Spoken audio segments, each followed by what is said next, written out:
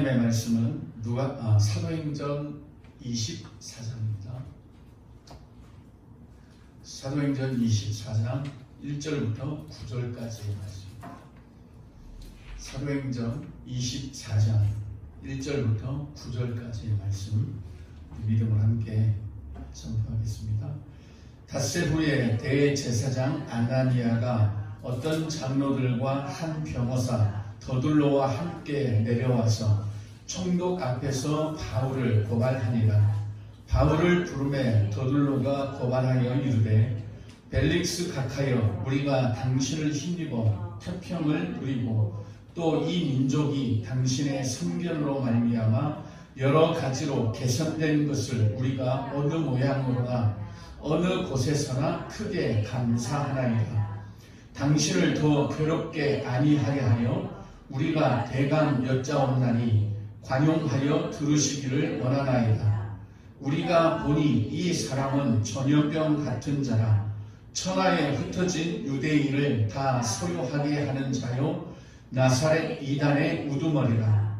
그가 또 성전을 더럽게 하려 함으로 우리가 잡았사오니 당신이 친히 그를 신문하시면 우리가 고발하는 이 모든 일을 아실 수 있나이다 하니 유대인들도 이에 참가하여 이 말이 옳다 주장하니라. 아멘. 오늘 말씀은 바울이 예루살렘으로부터 총독 앞으로 보내짐을 받고 난 이후 닷새 후에 일어난 일을 기록을 하고 있습니다. 그 내용은 우리가 아는 것처럼 대제사장들이 이 더둘로라고 하는 변호사를 선임해서 바울을 고발하는 그런 내용으로 이루어져 있고, 중반부 지나면 바울이 이에 대해서 변론하는 그런 내용으로 24장이 구성이 되어 있습니다. 이 더둘로라고 하는 이 변호사의 그런 변호를 가만히 우리가 들여다보면 그의 거짓과 또 아첨과 또 이 총독을 향한 그런 뭐라 그럴까요? 아부 이런 것들이 분명하게 들어가 있습니다. 그런데 우리가 이 본문을 어떻게 보아야 될까요? 서론이라고 하는 이 프리즘이 아니면 이 본문을 그저 어떤 고발을 당했을 때 우리가 어떻게 해야 될까? 내지는 또 어떤 변론을 해야 될까? 이런 정도로 우리가 이 본문을 읽어낼 수밖에 없는데요. 그런 어떤 정보라든지 또 어떤 삶의 그런 지혜를 주기 위해서 이 성경이 기록된 것은 아니라는 것을 우리는 알고 있습니다. 그래서 누가복음과 사도행전은 철저하게 분명한 그런 우리의 믿음을 세우기 위해서 기록된 말씀으로 본다면 과연 오늘 이 24장의 내용이 우리의 어떤 믿음을 세워주겠느냐 하는 겁니다. 이렇게 우리가 고발을 당할 때도 두려워하지 말라. 그런 믿음인가?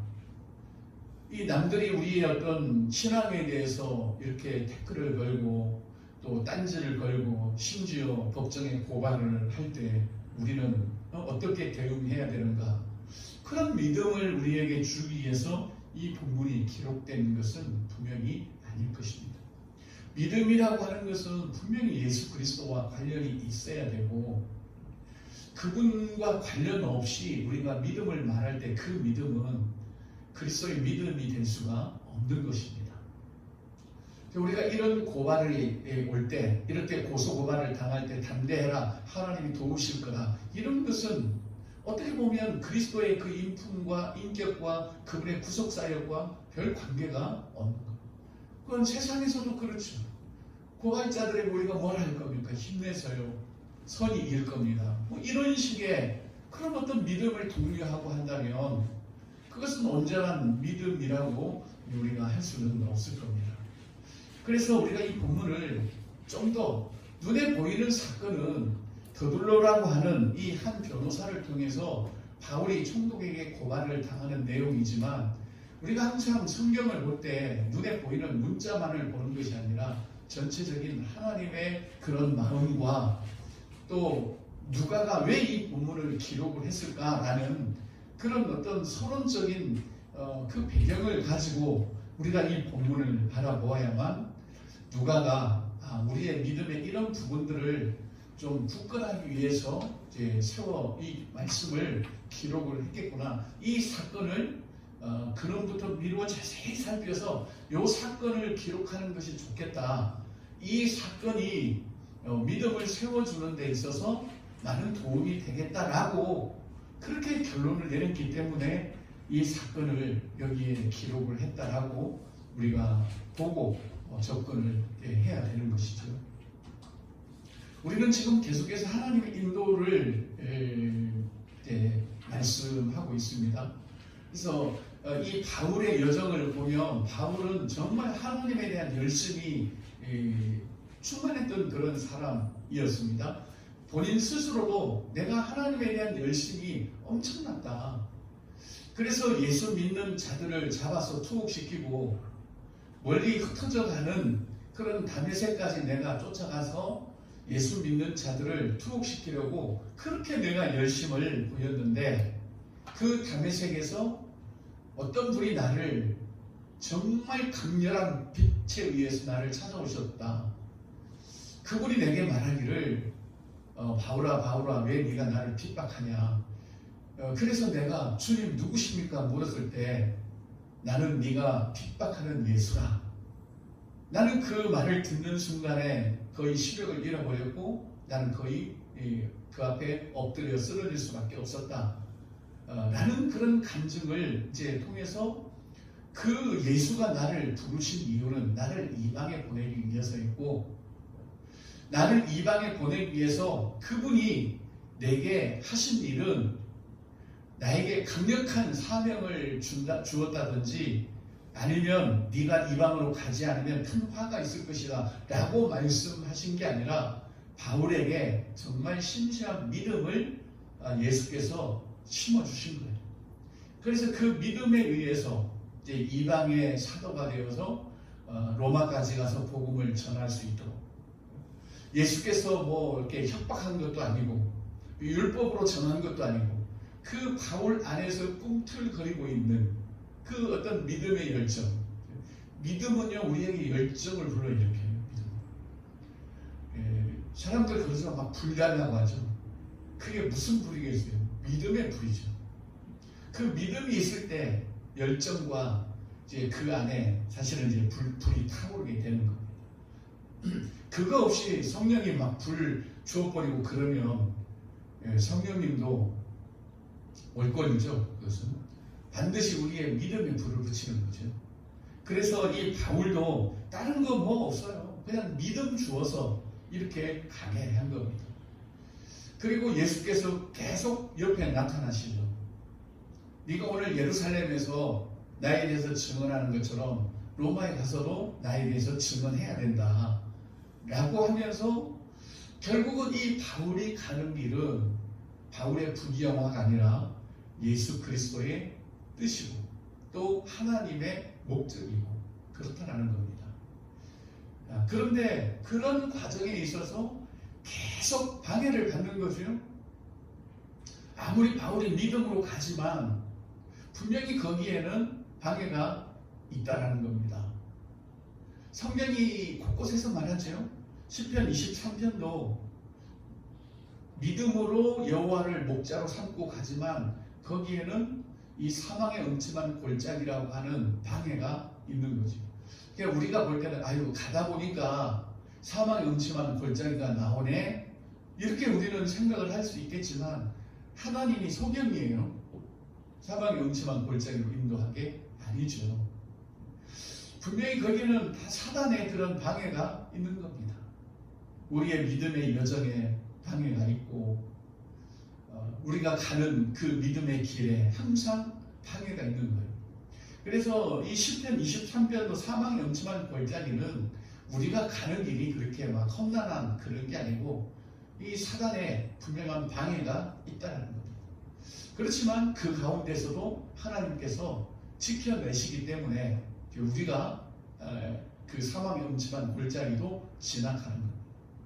이런 성경의 면면을 보면 이 사단의 그런 방해가 있을 때 싸움은 분명히 우리 혈과 육의 싸움이 아닙니다.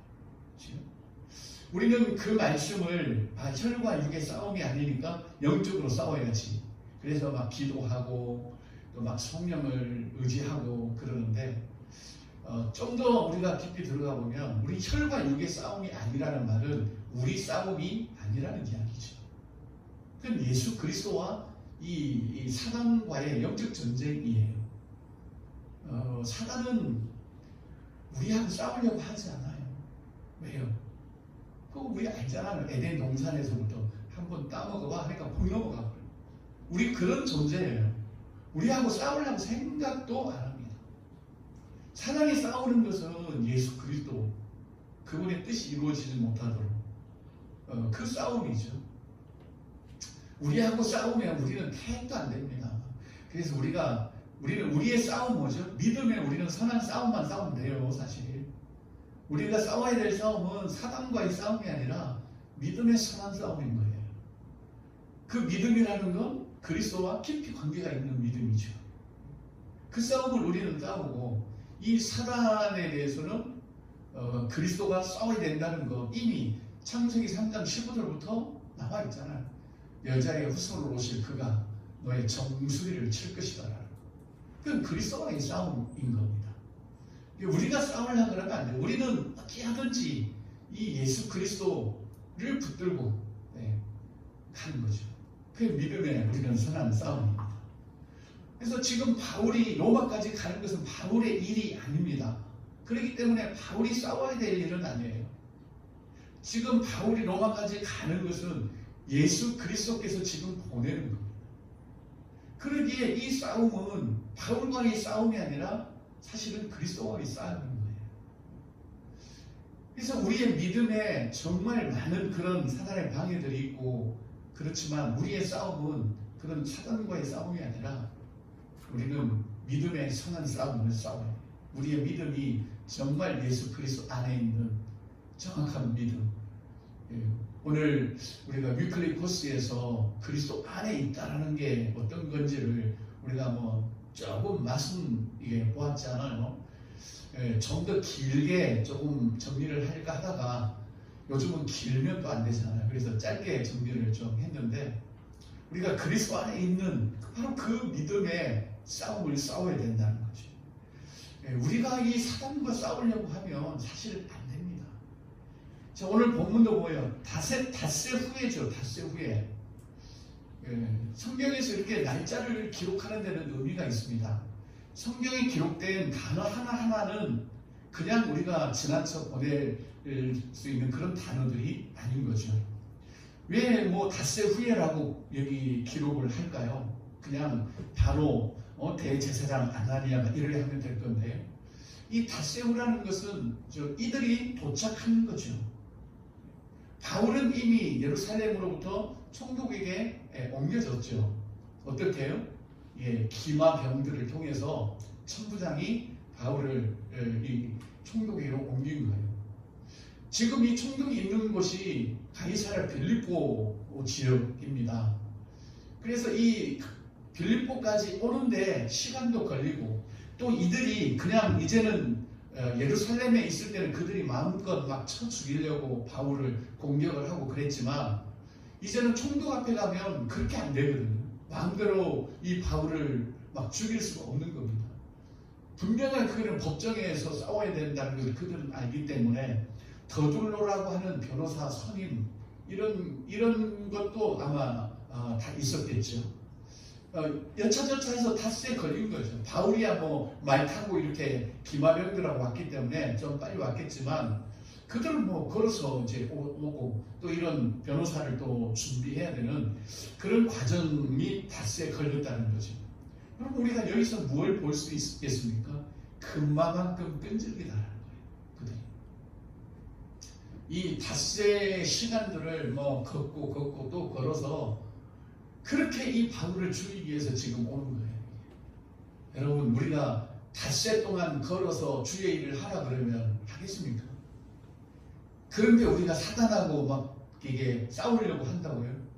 안 돼요. 우리 절대 안 됩니다. 여러분 보세요. 닷새 동안 걷고 또 걷고 해서 이 바울 죽이려고 지금 오는 겁니다.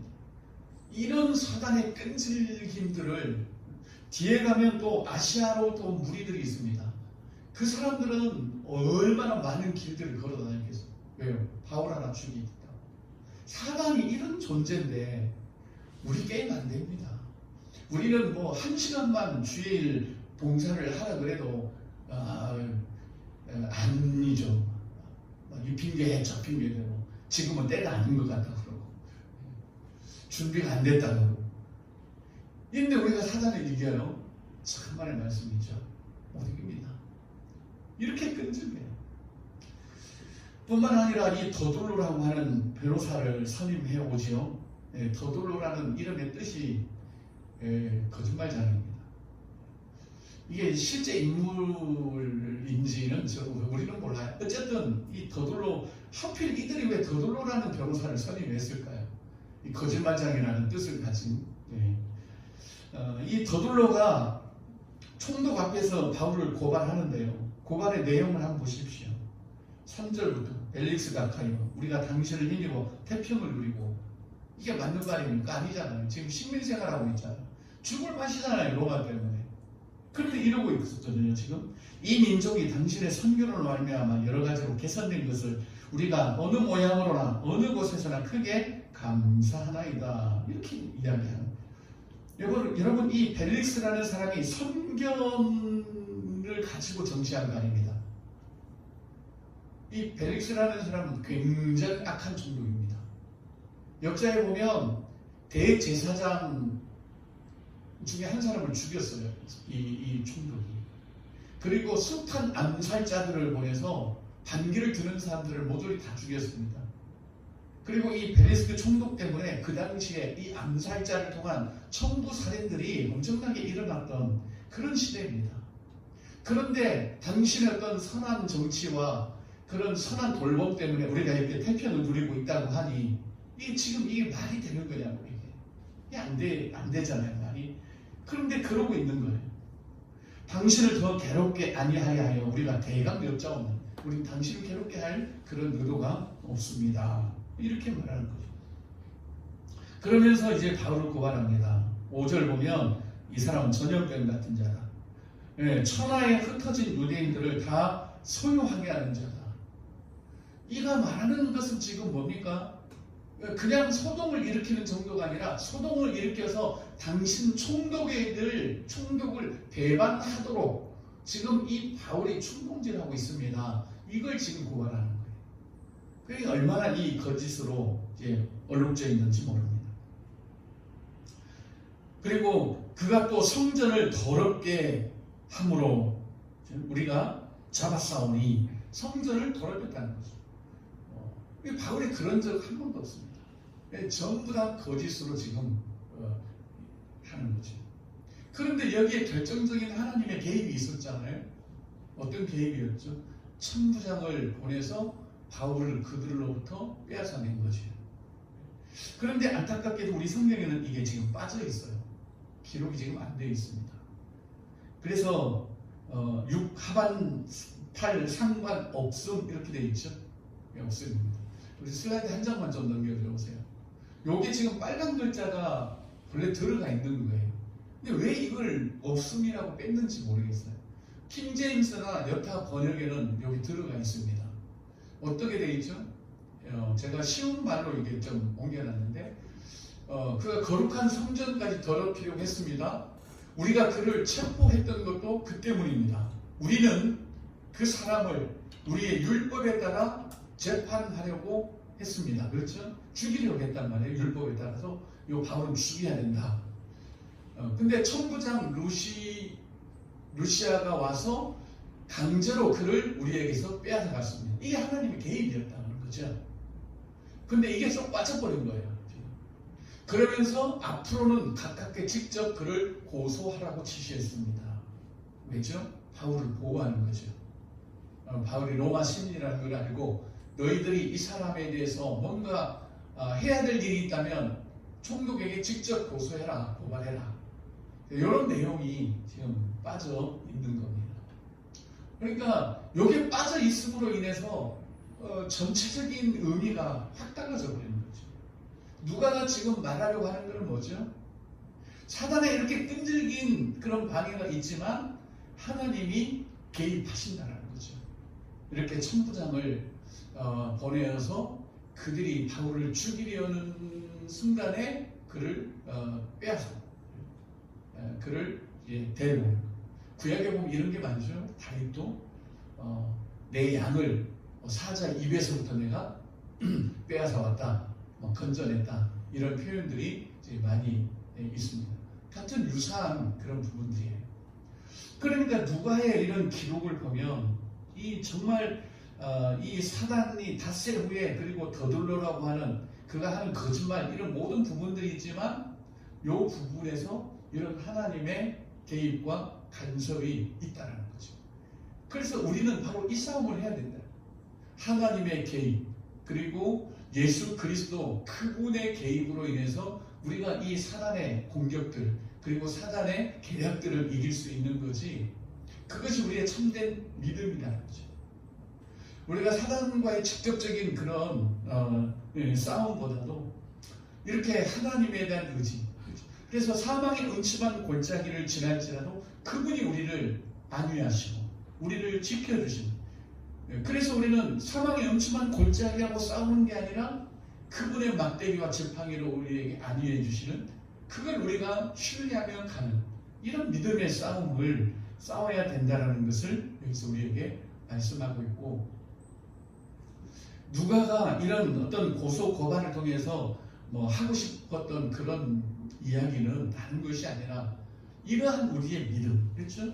이런 믿음으로 우리가 믿음의 행전을 계속해야 된다라는 것을 누가는 우리에게 이제 알려주고, 또 이런 우리의 믿음을 견고하게 세워주려는 그런 의도에서 이 본문, 이 사건을 기록을 했다라고 우리가 보는 겁니다.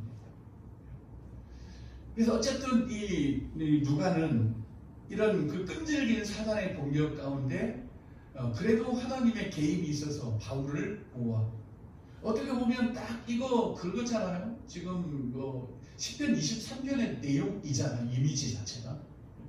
그리고 가다가 사망의 음침한 골짜기, 근데 하나님이 이 천부장을 통해서 그를 지키고 아니야, 또 원수의 목전에서 상을 또 베푸시고, 이런 모든 그 부분들이 우리의 이제 그런 믿음의 길이라는 거죠. 그래서 우리의 믿음은, 우리가 믿음으로 살아갈 때도 어떤 우리의 믿음의 굳건함이 아니라 얼마나 우리가 하나님의 함께하심, 또 예수 그리스도 그분이 우리를 부르셨고 또 그분이 우리를 이끌어 가시고 마지막 날에 우리를 다시 살리시는데, 아버지께서 내게 보내는 자는 단 하나 한 사람도 내가 잃어버리지 않는 것이 나의 뜻이다라고 하는 것처럼 우리를 그렇게 인도해 가신다면 우리의 모든 싸움은 믿음의 선한 싸움을 싸워서 어쨌든 어떤 상황에서도 그런 하나님의 손길, 또 예수 그리스도의 또 우리를 인도하시는, 끝까지 그분이 우리를 인도해 가신다고 하는 바로 그런 어떤 믿음의 견고함들이 우리에게 필요하리라고 봅니다. 우리 믿음은 오직 그리스도를 바라보는 믿음이고 또 예수를 깊이 생각하는 그런 믿음이라야 이 사도행전에 나타난 그런 믿음의 행전을 우리도 계속 또 이어갈 수 있을 것입니다. 저 여러분의 믿음이 방향을 정확하게 좀 했으면 좋겠습니다. 지금 이 더둘로라고 하는 사람은 본래로라면 지금 싸워야 될 사람은 총독이에요. 이 아나니아라고 하는 대제사장도 지금 총독과 맞붙어 싸워야 되는데 오히려 총독, 이 악한 총독을 잘했다 그러고 이런 상황입니다. 그런 가운데서 세상이 다 그래요 지금. 그런 가운데서 저와 여러분 안에 하나님의 간섭과 또 하나님의 개입, 임재가 있어서 오직 우리는 우리 주 예수 그리스도, 믿음의 주여 우리를 온전케 하시는 분은 바로 예수 그리스도이심을 우리가 온전히 믿고 갔으면 좋겠습니다. 그분이 사단과 싸워서 이겨야 되고 또 이미 이기셨고 우리는 믿음의 주 온전케 하시는 이 예수 그리스도만을 알고 그분과 관계하고 그분을 따르고 그래서 그분 안에 있는 그런 상태로서의 삶과 또 믿음의 그런 모습 또 신앙생활이 될 수 있기를 예수님의 이름으로 간절히 기도합니다.